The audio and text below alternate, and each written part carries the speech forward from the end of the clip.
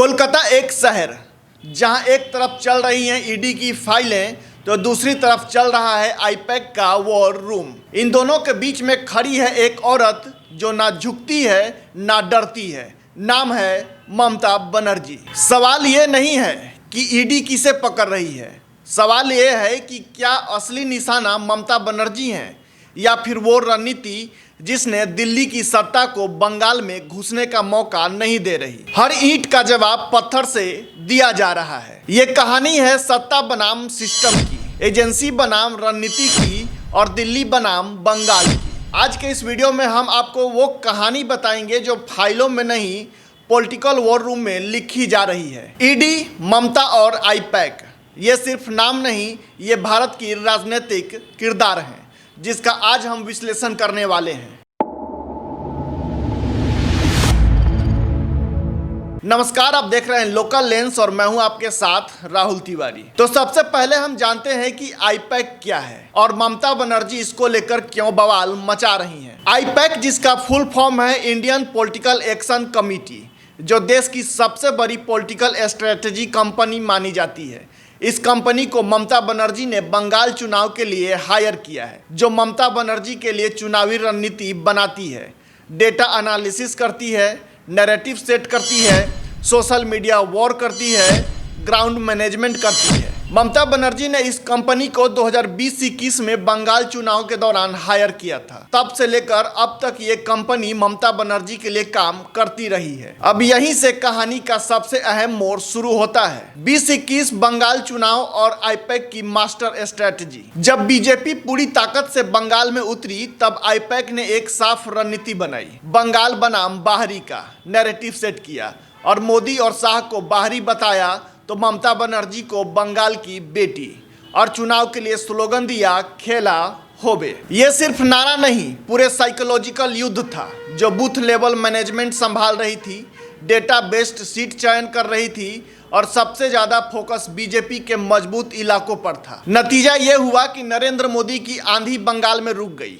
और ममता बनर्जी की ऐतिहासिक जीत दर्ज हुई। अब बात करते हैं कि जीत के बाद आईपैक की भूमिका क्यों बन गई विवाद की वजह। चुनाव जीतने के बाद आईपैक सिर्फ चुनावी एजेंसी नहीं रही। आरोप लगने लगा कि आईपैक का दखल सरकार चलाने में बढ़ गया है। अफसरों और मंत्रियों से डायरेक्ट कनेक्शन हो गए हैं। तभी से बीजेपी और केंद्र को शक हुआ और उन्हें लगने लगा कि क्या बंगाल में ममता बनर्जी सिर्फ एक कठपुतली हैं और क्या बंगाल सरकार पर्दे के पीछे कोई और चला रहा है। अब बात करते हैं कि ईडी की कार्रवाई और आईपैक ऑफिस का क्या कनेक्शन है। जब ईडी ने शिक्षा, भर्ती, राशन, कोयला जैसे मामलों में जांच तेज की तब एक अहम सवाल उठा कि क्या ईडी सिर्फ भ्रष्टाचार की जांच कर रही है या ममता बनर्जी की इलेक्शन मशीनरी को तोड़ने की कोशिश कर रही है। इस बात को लेकर राजनीतिक गलियारों में चर्चा होने लगी कि ईडी की असली टारगेट सिर्फ नेता नहीं बल्कि पूरी रणनीतिक इकोसिस्टम है जिसमें आईपैक भी शामिल है।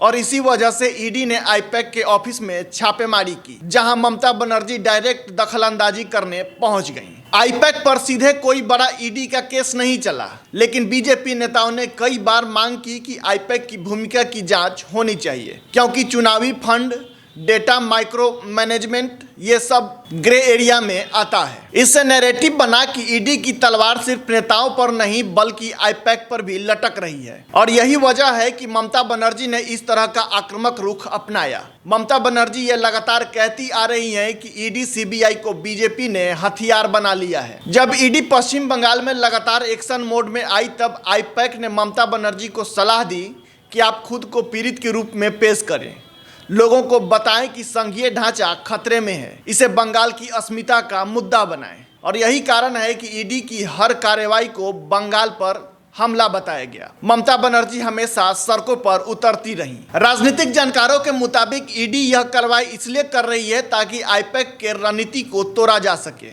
जिससे 2026 बंगाल चुनाव में ममता के किले को भेदा जा सके। इसीलिए बीजेपी आईपैक मॉडल तोड़ना चाहती है, तो वहीं टीएमसी आईपैक के जरिए नैरेटिव मजबूत करना चाहती हैं। यानी यह केस नहीं, सिस्टम वॉर है। अब सवाल उठता है कि क्या आईपैक ममता की सबसे बड़ी ताकत है? तो जवाब है हाँ। आईपैक ममता बनर्जी के लिए ग्राउंड डेटा कलेक्ट करती है, वोटर साइकोलॉजी को समझती है, सोशल मीडिया कंट्रोल करती है और बीजेपी के हर चाल का काउंटर अटैक करती है। और यही वजह है कि आईपैक को ममता बनर्जी का इनविजिबल वेपन कहा जाता है। और शायद इसी वजह से केंद्र की नज़र सिर्फ नेताओं पर नहीं, पूरी चुनावी मशीनरी पर है। तो कुल मिलाकर देखा जाए तो ममता बनर्जी वर्सेस ईडी ये लड़ाई सिर्फ कानून की नहीं है, ये लड़ाई है सत्ता बनाम रणनीति की, एजेंसी बनाम इलेक्शन मैनेजमेंट की, केंद्र बनाम क्षेत्रीय ताकत की। और इस पूरी जंग के बीच आईपैक एक अदृश्य लेकिन सबसे अहम खिलाड़ी है। अब सवाल उठता है कि क्या ईडी सिर्फ भ्रष्टाचार की जांच कर रही है या चुनाव जीतने वाली मशीनरी को तोड़ने की कोशिश कर रही है? और क्या आईपैक भारत की राजनीति का गेम चेंजर हो सकता है? कमेंट में अपनी राय जरूर दीजिए। इस वीडियो को शेयर कीजिए क्योंकि ये कहानी सिर्फ बंगाल की नहीं, पूरे देश की है।